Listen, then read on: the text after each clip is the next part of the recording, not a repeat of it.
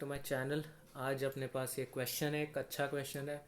तो क्वेश्चन क्या कहता है देखते हैं। A solid sphere of mass 1 kg and radius r 10 centimetre is being wrapped by n turns of massless wire. एक स्फीयर है, सॉलिड स्फीयर है जिसका मास 1 kg और रेडियस 10 सेंटीमीटर है। उसको अपन ने एक मासलेस वायर से उसको लपेटा है और n टर्न्स दे दिए उस वायर, उस टर्न्स को, उस कॉइल को, जो भी। और वो एक रफ इंक्लाइन प्लेन पे रखा हुआ है ये पूरा सिस्टम। और वो वायर जो है वो करंट भी कैरी कर रहा है, उसके चारों तरफ करंट भी घूम रहा है उस स्फीयर के। और वो इक्विलिब्रियम पर है, हॉरिजॉन्टल मैग्नेटिक फील्ड इस डायरेक्शन में लग रहा है और उसके वजह से वो इक्विलिब्रियम पर है। अगर उस मैग्नेटिक फील्ड की डायरेक्शन बदल दी, उसकी डायरेक्शन बदल दी फील्ड की, तो उस सिचुएशन पे अपन से इन्होंने वो पूछा है, एंगुलर एक्सेलरेशन पूछा है स्फीयर का। तो आइए उसको करते हैं। इसका आंसर भी गिवन है 3, तो एक तरह से प्रूव दैट वाला क्वेश्चन हो गया ये। तो आइए इसको करते हैं। ये अपना सेटअप है, इंक्लाइन प्लेन है, उसके ऊपर एक स्फीयर रखा हुआ है जिसका मास m है, रेडियस r है। और इसके अराउंड एक वायर है, करंट I कैरी कर रहा है वो वायर। तो हाँ, ये इक्विलिब्रियम पर रखा हुआ है। तो अगर अपन इस पे फोर्सेस पे बात करें ना, इसकी एफ बना है, तो इसके सेंटर ऑफ मास से तो mg साइन थीटा डाउनवर्ड ऐसे लग रहा है अलॉन्ग द इंक्लाइन। और जो फ्रिक्शन इसको होल्ड करके रखा है वो बैकवर्ड डायरेक्शन में लग रहा है Fr। इक्विलिब्रियम पर है तो mg sine theta is equals to Fr, equation 1।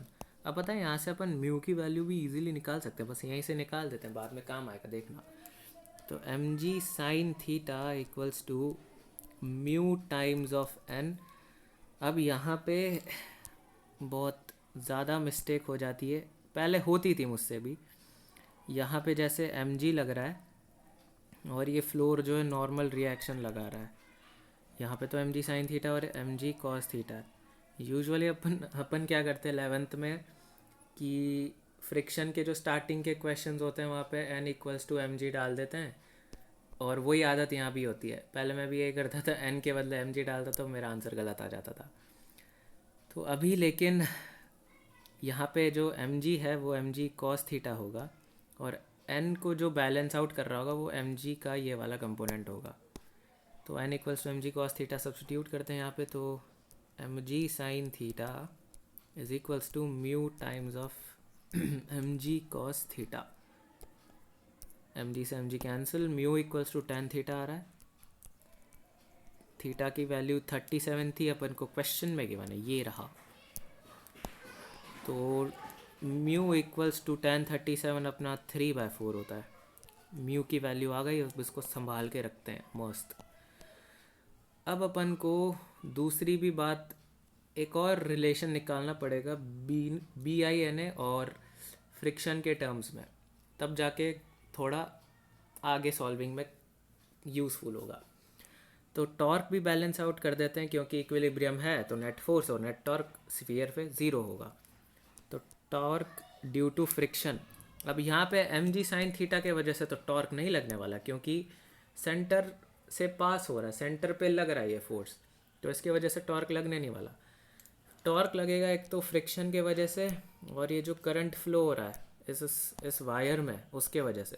तो फ्रिक्शन की वजह से टॉर्क अगर अपन निकालते हैं तो वो आएगा mu times of n into r. R अपना परपेंडिकुलर डिस्टेंस है, पॉइंट ऑफ कॉन्टैक्ट से, तो ये रहा वो perpendicular distance, r equals to radius of sphere. दूसरा टॉर्क है अपना, वो टॉपिक आता है ना मैग्नेटिक इफेक्ट्स में, torque on a current carrying coil due to external magnetic field, वो वाला टॉर्क लगेगा। ये रहा वो स्फीयर और यहाँ पे उसके सरफेस पे वायर है, वायर रैप्ड है, करंट आई कर रहा है।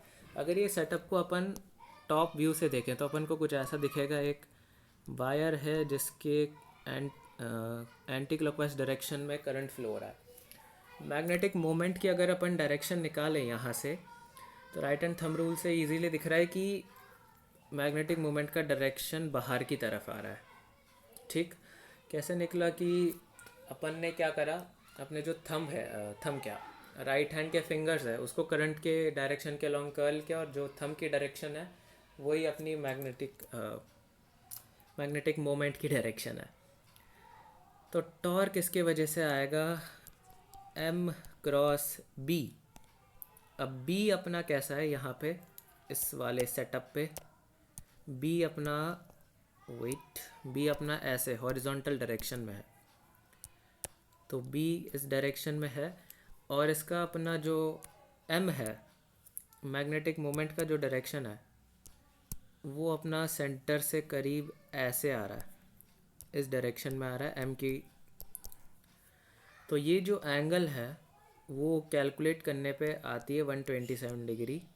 कैसे आई, यहाँ पे सेंटर पे एम जी लग रहा है, और यहाँ पे इसका ये कंपोनेंट लग रहा है एम जी कॉस कंपोनेंट, और यहाँ पे लग रहा है इसका एम जी साइन थीटा। ठीक है, इसको थोड़ा सा रफ कर देते हैं नीचे के दो लाइंस को। एंड ये जो है वो थीटा 37 डिग्रीज होगा, ये 37 है तो ये 53 होगा, ये 53 है तो ये अगेन 37 होगा, ये 37 ही अगेन 53 होगा, और लास्ट में ये एंगल 127 डिग्री निकल जाएगा। तो ये टॉर्क जो है वो एम बी साइन 127, साइन 127 और साइन 53 की वैल्यू सेम होती है। एम को लिख सकते हैं अपन n i a b into 4/5, और ये आ गया अपना टॉर्क नंबर 2, टॉर्क नंबर 1 2 जो भी कहना हो कह लो। तो फ्रिक्शन का टॉर्क और इसका टॉर्क अगर अपन सेम करते हैं तो torque of friction equals to torque due to current, कुछ भी कह लो। तो फ्रिक्शन की वजह से टॉर्क है mu times of n into r is equals to b i n a बीना इंटू 4/5। अब म्यू की वैल्यू अपन ने कैलकुलेट कर रखी थी, ये रही, अब काम आएगी 3/4। म्यू की वैल्यू 3/4 है, m g cos theta cos 37 into radius 10 centimetre, उसको मीटर्स में कर लेंगे, और यहाँ पे 4/5 टाइम्स ऑफ बीना। ठीक है, अब यहाँ पे 1 0 से 1 0 कैंसिल, ये 10 से ये जी कैंसिल, एम का कोई रोल नहीं है क्योंकि मास 1 kg है, तो 3/4 इंटू कॉस 37 की value 4/5 is equals to 4/5 into बीना। यहाँ से बीना की वैल्यू क्या आ रही है, बीना की वैल्यू जो आ रही है वो है 3/4, और यहीं पर हो जाता है क्वेश्चन गलत, क्योंकि अपन ने डायरेक्शन देखी नहीं ना टॉर्क की। देखिए यहाँ पे अपना जो फ्रिक्शन है उसका टॉर्क लग रहा है, अगर डायरेक्शन निकाले राइट हैंड थंब रूल से, तो डायरेक्शन जो है वो आउटवर्ड आ रहा है, फ्रिक्शन का पॉजिटिव मान लेते हैं, और ये एम और बी का टॉर्क, एम और बी का जो टॉर्क है उसका अगर अपन राइट हैंड थंब रूल से वापस से डायरेक्शन निकालें, उसका डायरेक्शन कैसा आएगा, उसका भी भारी आएगा, पॉजिटिव में आएगा। तो जो बी आई एन है उसकी वैल्यू -3/4 आएगी।